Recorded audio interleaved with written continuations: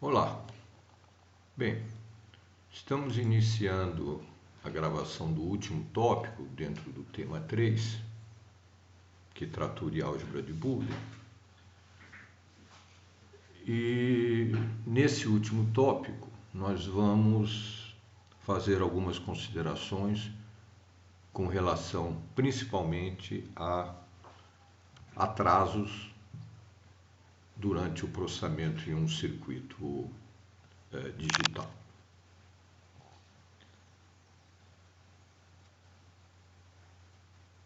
Então,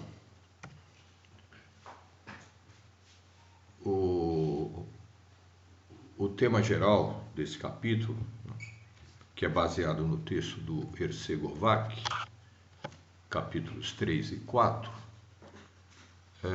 trata inicialmente de porta lógica, explica como é uma porta lógica, quais são os atrasos que incidem em uma porta lógica, e depois, em seguida, trata da questão de redes de portas lógicas, ou seja, um conjunto de portas lógicas em um circuito pode ser denominado de uma rede de portas lógicas. E com isso nós estamos construindo circuitos combinacionais, que são circuitos que não têm memória. Bom, há diversos aspectos que a gente tem que considerar quando estamos construindo circuitos combinacionais. Entre eles, velocidade de operação, a potência consumida, quanto esse circuito poderá ser empacotado, custos relacionados a isso, e se esse circuito se relacionar com outros, disponibilidade no mercado de componentes também. O ponto principal aqui, nesse momento da abordagem, vai ser a velocidade de operação. A velocidade de operação, logicamente, é impactada por possíveis atrasos no processamento dos sinais dentro do circuito. E dois aspectos fundamentais no nosso tópico aqui é a questão dos valores binários que vão ser representados, né? E a realização desses circuitos, ou seja, a realização dos circuitos que implementam os circuitos que nós construímos usando a ideia da álgebra de Boolean, né? Bom, antes de continuar, vamos nomear as tensões e os sinais lógicos. É interessante a gente ter presente que os nossos sinais lógicos 0 e 1 correspondem a faixas de tensão, como explicado aqui. Então, nesse caso aqui, entre VH, H de high, né? VH mínimo e VH máximo, nós temos uma região aqui que qualquer tensão nessa região significará 1. Da mesma forma, qualquer tensão nessa região aqui, entre VL de min e VL de max, representa 0. Então, se a lógica for positiva, essa região aqui representa 1, essa região representa 0. Se nós usarmos uma lógica negativa, que seria o inverso, essa região aqui seria o 0 e essa região seria o 1.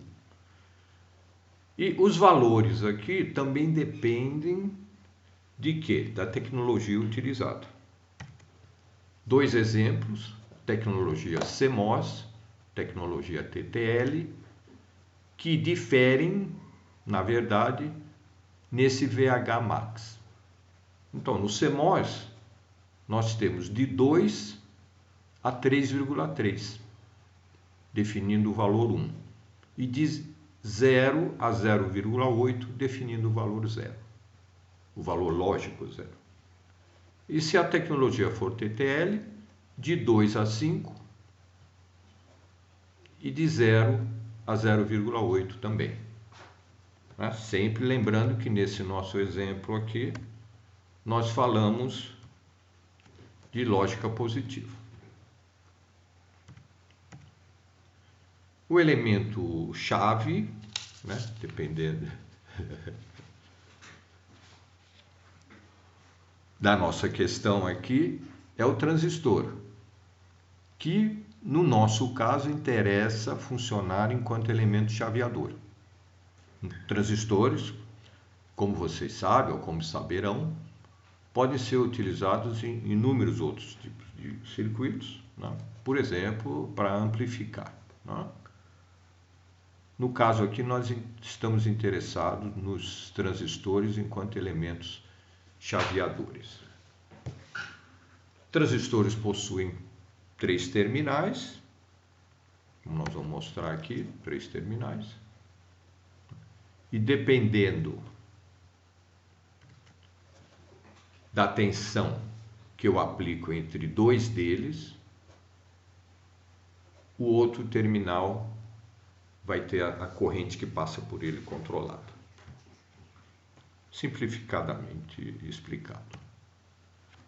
Bom, então o nosso transistor vai funcionar como uma chave. Se a minha tensão de alimentação, por exemplo, aqui entre esses 2 terminais, for maior que um valor padrão, um valor de barreira, vamos dizer assim, então ele vai funcionar como um elemento ou que deixa a corrente passar ou que bloqueia a corrente, tá? Dependendo do tipo de transistor. Então, no exemplo aqui, se V for maior que VT, ele conduz, é como se a minha chave tivesse fechada. Se o V for menor que o VT, não conduz, é como se a minha chave estivesse aberta. Bem, como nós vimos aqui no slide anterior, esse slide anterior, que eu perdi agora, mas já vou achar, esse transistor é um transistor chamado CMOS. Um exemplo desse transistor é dado aqui nessa figura, ao implementar uma porta NOT. Então, esse elemento inteiro aqui, que nós estamos vendo, é uma porta NOT implementada pela tecnologia CMOS. Então, essa porta contém um elemento chamado MOSFET do tipo P e um MOSFET do tipo N. Só para vocês terem uma rápida ideia de como isso funciona. Então, esse elemento do tipo P e esse elemento do tipo N, aplicado uma tensão no condutor chamado de porta aqui deles, eles vão ter comportamento complementar. Então, quando esse fecha, esse aqui fica aberto, para a mesma tensão aplicada aqui. E quando esse abre, esse aqui fecha. Bom, então como é que opera? Quando esse elemento MOSFET está fechado, o meu ponto Z, e esse elemento está aberto, o meu ponto Z está coincidindo com a minha tensão VDD. Então, essa tensão aqui, Vout, corresponde ao valor 1. Né? Então, se eu coloco, a operação é feita, se eu coloco uma tensão aqui que corresponde a 0, lógico, essa porta aqui, essa tensão aqui vai fechar esse elemento e essa mesma tensão vai abrir esse. Então, eu vou ter o meu Z igual ao VDD, eu entrei com 0, estou saindo com uma tensão correspondendo a 1. E, se eu colocar 1 aqui, acontece o inverso, esse fica aberto, esse aqui fica fechado, o Z fica aterrado, corresponde ao valor 0. Então, rapidamente explicado, esse é um exemplo desse componente aqui chamado CMOS. Esse componente aqui é um MOS também, mas é um MOS do tipo P, um MOSFET do tipo P, e esse é um MOSFET do tipo E.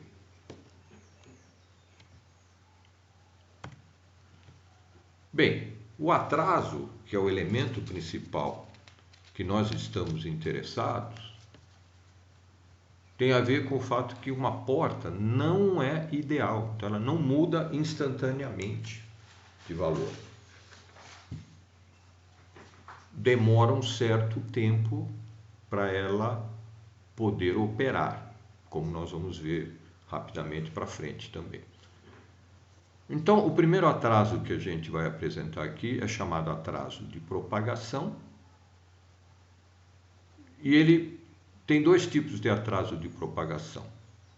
O TPHL, que é o tempo de atraso de um sinal 1 para um sinal 0. E aqui eu tenho o tempo de atraso do sinal 0 para o sinal 1. Certo? Vamos ver graficamente o que seria isso. Então, ainda usando o NOT, quando a entrada chegar a 50%, então, no caso aqui, a entrada está em 0. Quando ela chegar, 0 lógico, quando ela chegar a 50% do valor da tensão, que representaria o 1 lógico, e a saída, que no caso estava em 1, então 1 lógico, cair para 50% desse valor, então o tempo para isso acontecer é chamado TPHL, porque a minha saída está indo de H para L. Da mesma forma, a minha saída indo de L para H, os mesmos 50% representam esse valor. Então, esse atraso é chamado atraso ou retardo de propagação. Nós vamos utilizá-lo num exemplo lá no fim dessa aula. Um segundo exemplo é chamado tempo de transição. Esse mede o tempo que um sinal leva para subir, no caso aqui, do valor 0 até o valor 1 lógico. E ele é medido em quê? Entre dois valores, então é o tempo para ir de 10% a 90% do valor, ou de 90% a 10% quando estiver caindo. Vamos lembrar aqui que esse R tem a ver com rise em inglês, que é elevação, e esse F em inglês tem a ver com fall, que é caída, né? Então esse é um segundo exemplo, chamado tempo de transição. Então, nós apresentamos aqui retardo de propagação ou atraso de propagação e o tempo de transição de um sinal. Um outro aspecto relevante é a questão da carga. Então vamos considerar essa porta aqui. Se ela alimenta duas portas, ela vai ter uma carga. O que é a carga? É a potência que ela tem que servir para essas portas, para que o sinal se propague. E essa carga a que ela está submetida também impacta no meu tempo de propagação e no meu tempo de transição. Então, é um outro fator que tem que ser levado em consideração.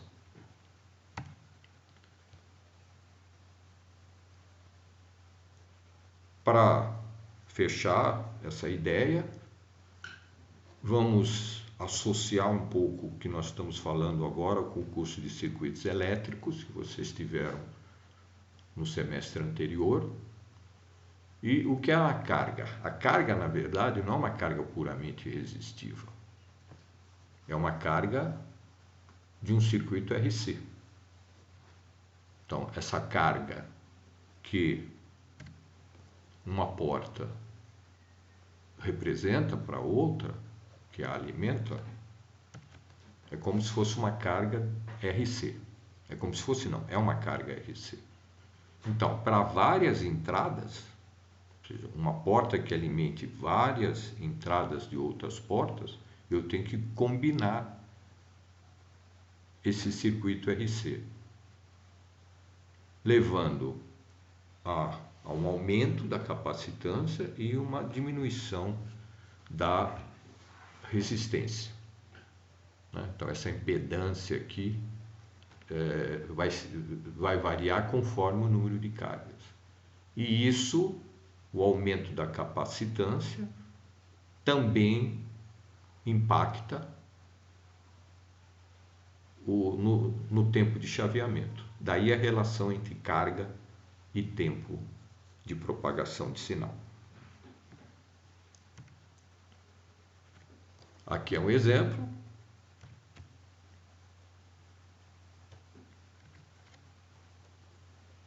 Nesse exemplo aqui, eu tenho uma entrada. Se eu tenho uma carga menor, estamos novamente pensando num circuito que está chaveando de 1 para 0 e na entrada, né? E ele está na saída chaveando de 0 para 1. Então, se eu tenho uma carga A, exemplificando, que é menor do que uma carga B, né? O tempo de transição é menor. Né? Isso só para colocar graficamente o que a gente acabou de falar. Bom, agora nós vamos então, vocês lembrem, lá no primeiro slide, a gente estava falando que ia tratar de portas lógicas e depois de rede de portas lógicas. Tudo isso para formar um circuito combinacional. Bom, então nós agora vamos falar exatamente desse segundo ponto, né? Que é uma rede de portas lógicas. Bom, isso é um nome, né? Para simplesmente representar um conjunto de portas que funcionam, que formam uma expressão booleana, ou que vem de uma expressão booleana. Né? Então, uma rede de portas é composta de portas, de entradas e saídas externas e de conexões. Né? É um circuito desse tipo que vocês construíram ao estudar os tópicos anteriores desse tema de álgebra de Boole. Tá? Então, isso aqui é uma expressão booleana que foi transformada em um circuito. Bem, então, retornando à questão da carga,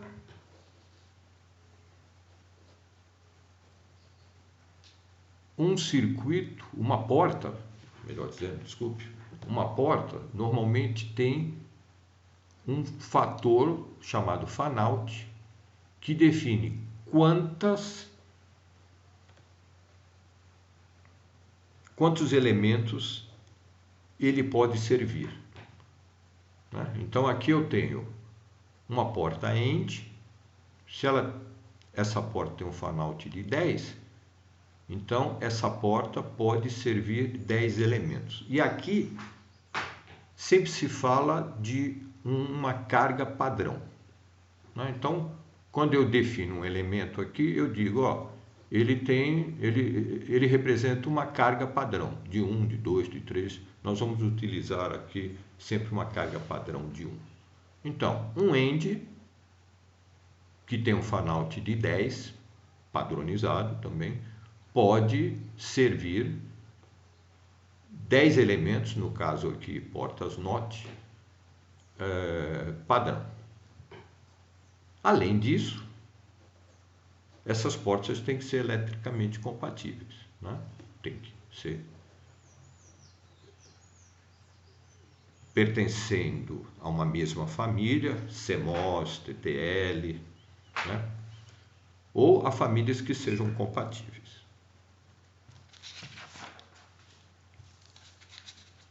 Bem, então eu construí uma rede, né, de portas lógicas e agora eu tenho que verificar o comportamento dessa rede. A isso nós denominamos análise de redes de portas lógicas, né? Bom,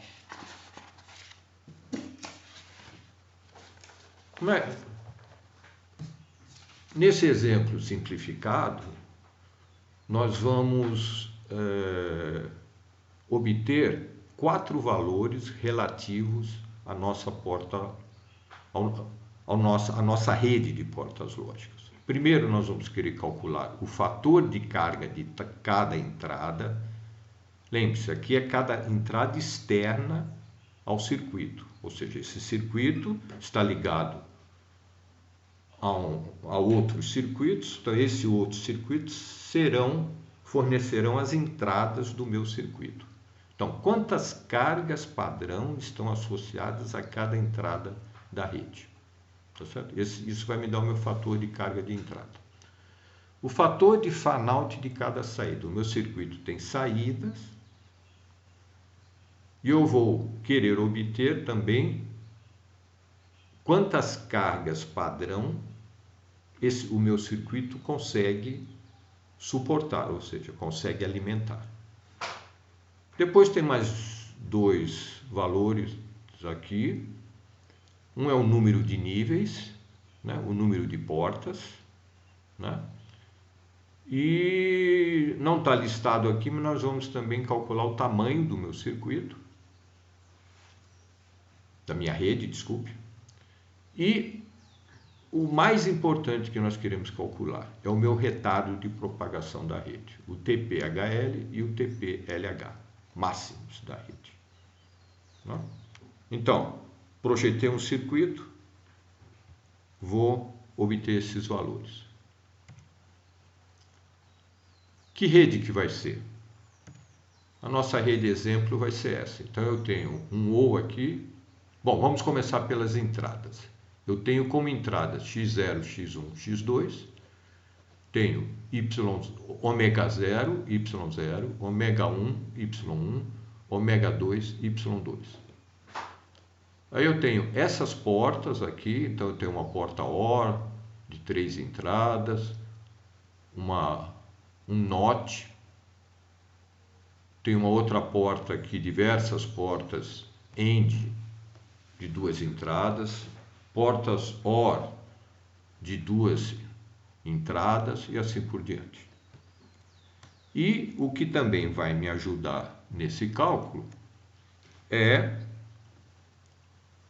essa tabela aqui, que vocês devem estar acompanhando. Vou aumentar um pouco.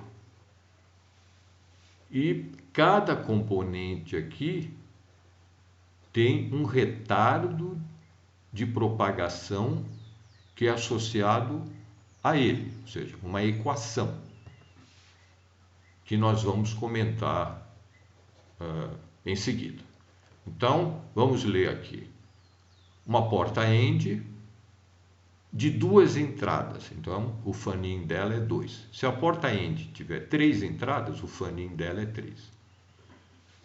A equação do retardo de propagação dado pelo fabricante, notem, isso aqui é o manual do fabricante. Dessa primeira porta aqui é 0,15 mais 0,037 L em nanosegundos. Isso para o TPLH e para o TPHL é 0,16 mais 0,017 vezes L. Carga padrão é 1 e o tamanho dela é 2. Esse tamanho aqui depois vai me permitir calcular quanto de uma pastilha do material que eu vou utilizar para construir esse circuito utilizaria, né? Tá certo? Bom, então vamos começar a resolver esse exercício.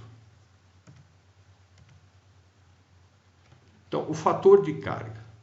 O fator de carga é a quantidade de cargas padrão associada a uma entrada. Vamos ver as entradas. Vamos voltar aqui e ver as entradas do nosso circuito. As entradas X0, X1 e X2 alimentam um único circuito, uma única porta, a porta O. A W0 alimenta uma única porta, Y0 também. Então, todas as minhas entradas alimentam uma porta. Bom, então,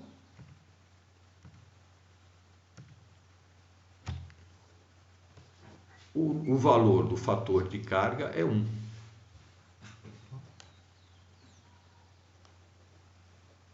Porque a quantidade de cargas padrão associada a cada uma das entradas do circuito é 1.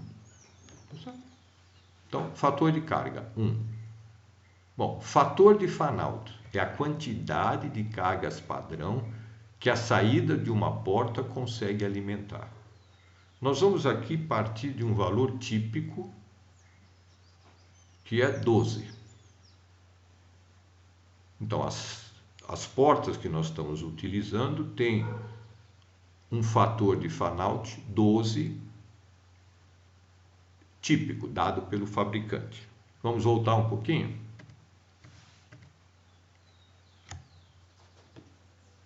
Então, vamos ver. Nós temos 3 saídas, Z0, Z1 e Z2. Vejam, Z2 vai oferecer a possibilidade dele alimentar 12 cargas padrão,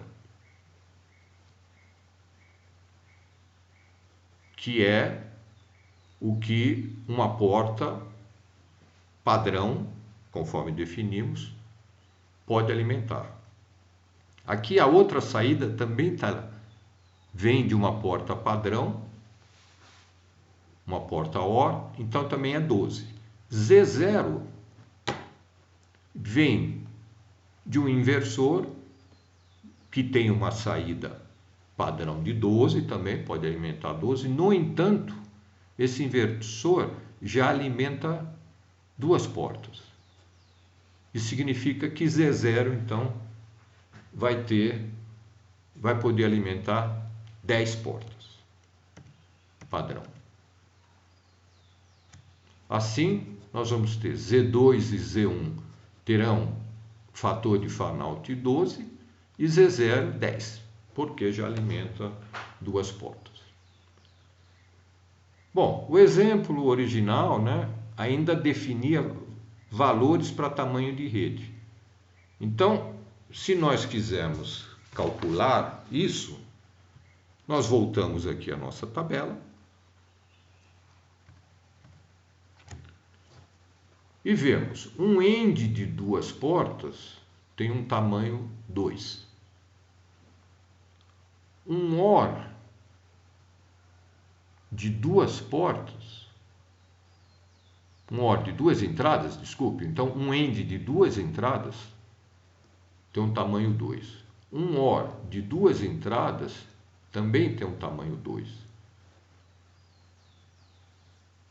Um OR de 3 entradas também tem um tamanho 2. O que mais nós temos? Nós temos um NOT. O NOT tem o tamanho 1. Então, se nós voltarmos aqui, mais um slide, nós vamos ver que nós temos 11 portas end de 2 entradas, 1, 2, 3, 4, 5, 6, 7, 8, 9, 10, 11. O tamanho padrão deles é 2, então dá 22. 11 vezes 2, 22. Mais 4 portas OR de 2 entradas. 1, 2, 3, 4, 5. 4. 1, 2, 3, 4. 4 portas OR de 2 entradas, também com tamanho 2. 8. 2 portas OR com 3 entradas, também tamanho 2. 2 vezes 2, 4. E 4 portas NOT. 1, 2, 3, 4. Tamanho 4. Somando 22 com 8, com 4 e mais 4, o tamanho, então, padrão é 38. Então, nós já respondemos algumas perguntas, né? Relativo fator de carga, fator de fan-out e tamanho. E agora nós vamos tratar o atraso de propagação. Então vamos andar um pouquinho para frente, novamente. A quantidade de níveis, que eu esqueci de comentar, são 7 níveis. Vamos ver? Então nós temos um nível aqui, 2 níveis, 3 níveis, 4 níveis, 5 níveis, 6, 7. Né? Então como é que você vê quantos níveis são? Você pega a linha mais longa, no sentido, a linha que passa por mais portas isoladas. No caso seria essa linha aqui, né? Passa por 1, 2, 3, 4, 5, 6, 7. Então, essa rede tem 7 níveis. E agora, o último ponto que nós queremos abordar é o cálculo do retardo da rede. Bom, nós vamos escolher um trecho da rede para calcular esse retardo. Tá? Deixa eu achar aqui a minha rede, que ela se perdeu aqui no meio dos meus papéis, mas já achei. Então, nós vamos calcular o retardo nesse caminho. O1, N1, A2, O2, N2, A9, O5. Vamos ver o que é isso? Então, vai ser o retardo nesse caminho aqui. O1, N1, então O1, N1, A2, O2, N2, A9, O5. Então, colocado um sinal aqui, e esse caminho é dado por... Qual é o retardo que a gente vai? É saída Z2, entrada X1. Tá? Então, entrada X1 até chegar aqui. Tá certo? Bom.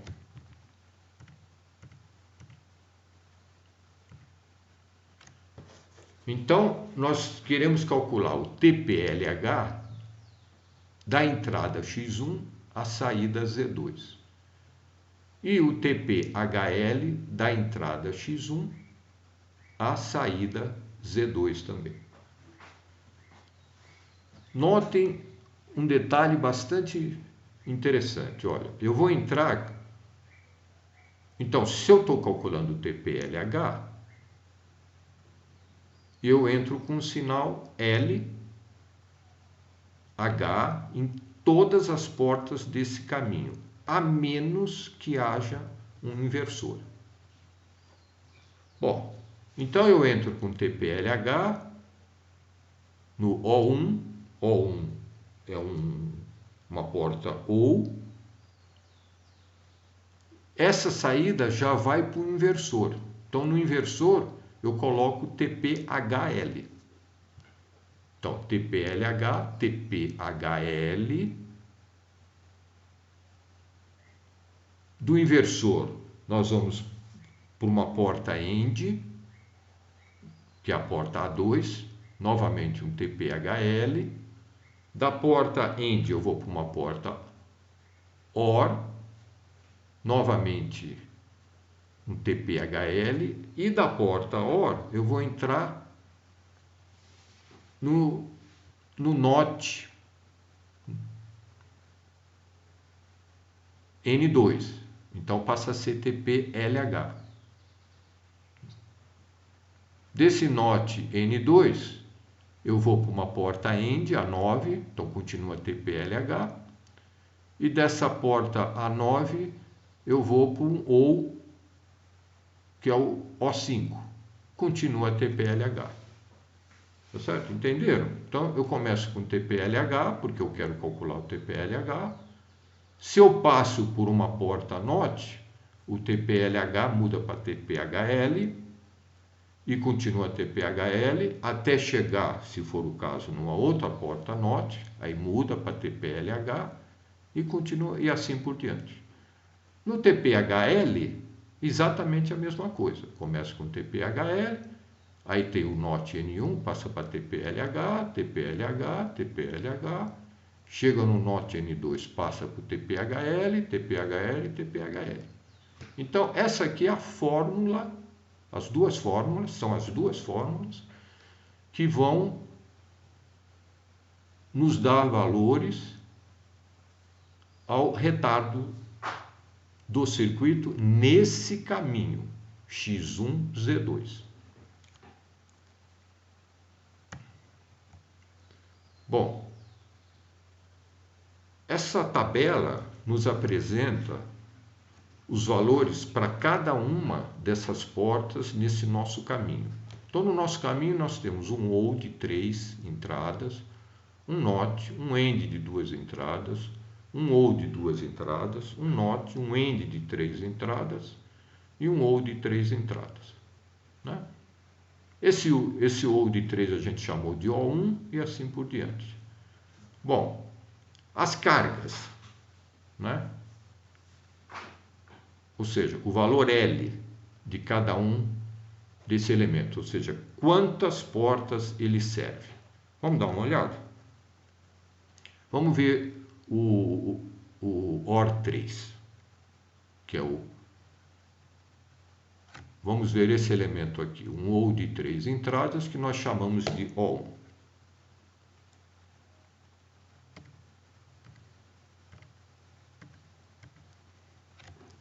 Então, o O1 serve uma porta, duas portas, 3 portas, 4 portas. Tá certo? Então, o L, o fator de carga dele, é 3. Vamos pegar aqui o N1. O N1 vai ter um fator 1, 2, 3, porque ele serve 3 portas. E assim por diante. A gente vai andando aqui no circuito e vendo esses valores para construir essa nossa tabela. Então está aqui. O OR o fator de carga é 4, o N1 é 3, ou seja, o fator de carga, a carga, está ligada a quantos elementos uma porta serve. Né? Então, note, esse NOT aqui serve 3 elementos, a carga dele é 3. O NOT, que é o N2, só serve um elemento, então a carga dele é 1. Né? Bom, então nós temos as cargas, e agora eu vou calcular os valores de TPLH e TPHL. Vamos ver como é que a gente calcula? Voltamos lá naquela tabela do fabricante e vamos encontrar uma fórmula. Então, um END de 2 portas. Qual é o TPLH desse elemento? Qual é o TP-LH desse elemento? Qual é o TP-LH desse elemento? Em nanosegundos. É 0,15 mais 0,037 vezes L, vezes a carga que ele tem que servir. Como nós já notamos lá atrás, quanto maior a carga, maior o tempo. Isso é dado por essa fórmula aqui. Bom, essa fórmula depende de cada tecnologia, de cada tipo de porta, e é fornecida pelo fabricante, né? Bom, então, percorrendo essa tabela, que é o que vocês vão fazer em casa, nós obtemos esses valores aqui, tanto para TP-LH como para TP-HL. Aí notem, o último OR, esse O5 aqui, a fórmula o valor que eu obtenho para ele depende de L. Vamos voltar no O5.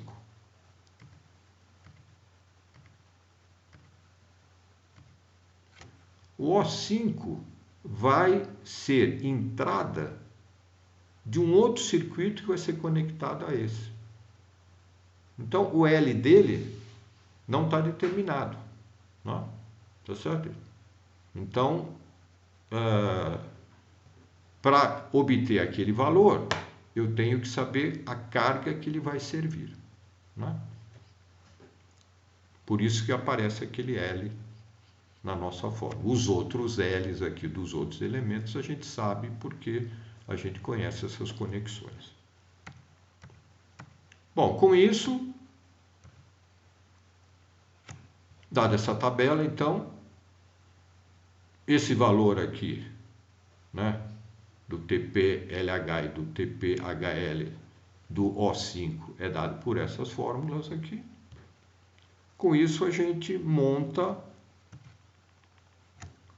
os nossos valores. Então, TP-LH de Z1, de X1 até Z2 é dado por aquela fórmula que a gente já falou há 2 slides anteriores. Substituímos os valores obtidos na nossa tabela e chegamos a esse valor. O TP-LH X1 Z2 é 1,23, 0,038 vezes L em nanosegundos para esse elemento desse fabricante. E o TP-HL, fazendo a mesma coisa, é 1,59 mais 0,022 L em nanosegundos. Bom, então nós temos 2 elementos, tá certo? E nós vamos, para ser conservadores, nós vamos escolher o maior tempo como o tempo desse ramo dessa rede lógica. Aí nós teríamos que fazer esse cálculo para todos os ramos da rede, pegar o maior valor e esse vai ser o retardo esperado. Bom, espero que vocês tenham compreendido, né? Estou à disposição para qualquer dúvida, né? E até a próxima aula.